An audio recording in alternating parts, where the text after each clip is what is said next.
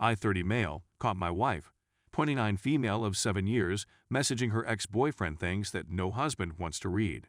She begged me not to leave her, and I haven't. But I can't stop asking, what if they were never caught? It's killing me inside. Please help. When I chose to leave Mormonism a few years ago, my wife and I began experiencing troubles.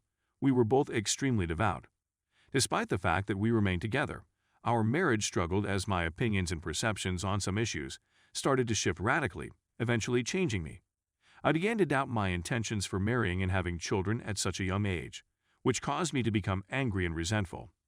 I absolutely acknowledged that I was a bad spouse at this period. We split up for about 2 months after this, and something remarkable occurred while she was away living with her Uber-Mormon parents.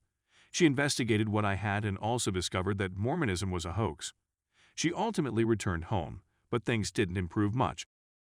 I was still a little remote, and I had grown preoccupied with demonstrating religion and God in general.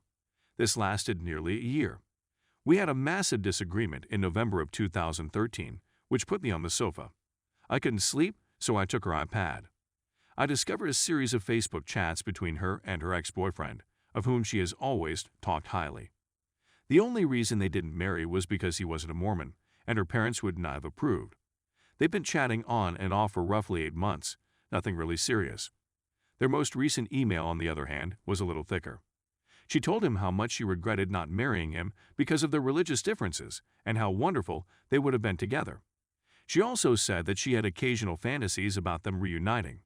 She concluded by claiming she still loved him. He reacted by saying he felt the same way.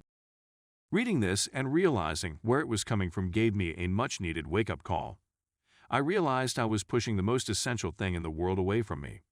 When I questioned her about it, she was very angry, but after a lengthy discussion and many tears, we made it through the night unscathed.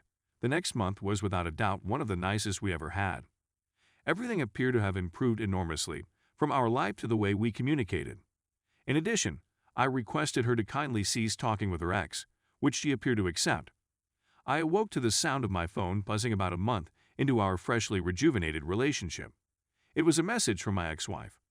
Boyfriends, she claimed that when she arrived home, she found her husband looking guilty on his phone. She ultimately pulled everything out of him and sent it to me. After pulling it all together, their conversations that day/night looked like this. He writes her on Facebook in the middle of the day to tell her that he has to tell her something important. She answers and informs him that she, too, would want to speak, but is unable to do so at the time. We were at a bowling alley with our kids. As a result, they agreed to communicate at night. Around 10 p.m., she tells me she can't sleep and wants to watch a program she knows I can't stand, Revenge. I'm going to bed. They begin writing soon after, but she assures him that emailing is safer since I have gone into her Facebook in the past. He begins by informing her that he has never stopped loving her, and that learning about her leaving Mormonism was terrible since it was the one thing that kept them apart. She assures him that she would always love him and wishes things had gone differently. She tells him that the previous few years have been tough for her, but that she has been trying recently, so she is willing to give it one more go. Some back and forth about his terrible marriage occurs. He then hits a bit and asks if she wants to meet up if he ever comes to Salt Lake City. He adds he'd like to buy her a drink now that she has one. She says she can't since I'm already suspicious. She also mentions that the two of them drinking together could get a bit out of hand. He attempts to get additional information from her by asking what sort of insane she is. She thinks he's humorous and expresses how ridiculous she becomes when buzzed. He may have felt dumb, so he apologizes and asks if he is being too flirtatious and making her uncomfortable by discussing mature topics. She claims that he is not being overly flirtatious and that she is not uncomfortable discussing mature topics. She also adds, "Have you forgotten about me that much?" She tells him she has to go to bed, but she still wants to speak to him. She also claims she'll be setting up a new email account and requests him to remove their texts. He inquires as to what they are doing. He replies she doesn't know and will have to wait and see. She admits that she is aware that she misses him.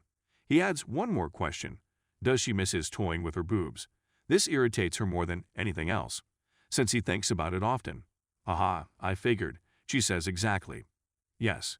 Now, delete and good night. The idiot does not delete. When his wife returns home, she pulls it out of him. Texts my wife, accusing her of being a home destroying and informing her that she has passed the text to me.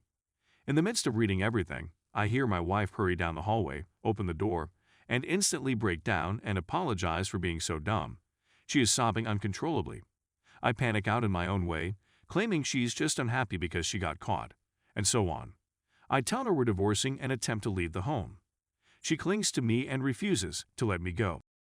She admits that she was caught up in the moment and had no intention of things going anywhere. She brings up the fact that I withheld love for all those years, which was one of the reasons she did what she did. She said that she enjoyed getting comments from him and did not want them to stop. I mentioned how things have been going so well for her over the past month and how I provided her with everything she needs. She expresses skepticism about the relationship's long-term viability. I tell her I want a divorce once again, and she eventually lets me go. She is in tears. I go to my friend's house. She texted me all night, and I didn't react a single time. I return the next morning with the overpowering sensation that I did not want to divorce. We chatted some more, and I apologized to her. Things have been up and down since then. She's told him multiple times that she doesn't want anything to do with him, and I believe he finally got the point. But I can't get rid of the what-if feeling. How long would that have lasted? What exactly is she capable of? What would have happened if they hadn't been caught? These questions are killing me, as is the way I feel when I think about them. I suppose all I need is some fresh eyes. I really appreciate it. Story 2. I, male 31, caught my wife. Female 36, cheating. We broke up, but have to live together for the foreseeable. Need advice. We've been together for 9 years, married for 2.5 years, lived together for 7 years, and own 2 homes, one for her parents and one for ourselves. We don't have a lot of unsecured debt, PS4 5K/C $6.5K, on credit cards since I make PS 30K/$ 40K and she makes PS 60K/ $80K. We each have our own automobile. There are no children. 2 canines? Mine. Unfortunately, owing to just living in the newer of the 2 residences for 18 months, there have been relatively little savings. I discovered my wife cheating on me for the second time in 10 months with the same man last weekend. I swallowed my pride and forgave her the first time, and while we were happy, it took me a long time to begin to trust her again. For many reasons, she didn't stop contact with the guy as planned, and lo and behold, it occurred again 10 months later. I caught her red-handed this time, no denying it, and I have no intention of continuing the marriage. I've been dating into work and keeping myself busy all week, but the weekends have always been our time, so I knew it would strike me most on the weekend. I'm an accountant, and I've always used a spreadsheet to handle our money, which I update on a regular basis. I signed in last night and experimented with several situations, but I'm having trouble seeing the long term at the present. We sat down and spoke about money, and we decided that for the time being, not much can change in terms of expenses. So I devised a plan to pay off the credit cards, one over 3 months that isn't interest-free, and the other over 12 months that is. After the bills are paid, we'll both have much more discretionary money than we've ever had. PS 900 / $1,200 on my side and PS 1,700 / $2,200 on hers. Sorry for the length, but I simply wanted to emphasize that we are financially stable both together and separately, with no dependents. The true problem is that I don't have someplace to go. My parents live in a 1-bedroom apartment, and her parents reside in our old home, and owing to medical issues, I have no intention of A, moving them out, or B, bringing my wife in and irritating them. The purpose of this agreement was for them to spend the rest of their life in this home. I care about these folks and don't want her daughter's actions to jeopardize that arrangement. As a result, we're still living in the same home for the time being. I'm in the spare bedroom, and the rest of the home is ours. That's really strange. We're nearly behaving normal, but we're not eating or sleeping together. I'm not resentful for the time being. In fact, a huge part of me anticipated her to do it again, so I'm pleased on some way that I no longer have to cope with the suspicion or worry. But I'm at a loss on what to do in the long run. I dropped 5 pounds in 1 week since I haven't eaten much. So I'm curious if anybody has been in a similar situation. Could you suggest anything I should be doing to better prepare myself for when things become ugly? I have a free day ticket to my gym that I'm going to use today in the hopes that it will assist with my discipline and attention, but other than that, I'm absolutely lost. I apologize in advance for the lengthy message and any spelling errors. I'm on my phone.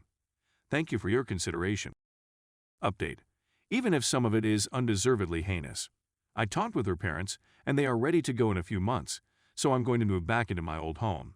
I spoke with the ex, who was inebriated, and he was going to divide up the belongings, and I'd end up with the dogs. The remainder will be handled by attorneys. Thank you for reading my article.